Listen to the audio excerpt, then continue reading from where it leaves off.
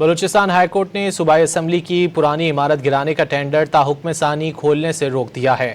Balochistan high court نے صوبائی assembly کی پرانی عمارت گرانے کا ٹینڈر تا حکم ثانی کھولنے سے روک دیا ہے۔ مزید جانتے ہیں ڈان نیوز کے نمائندے عبداللہ زہری سے۔ عبداللہ بتائیے۔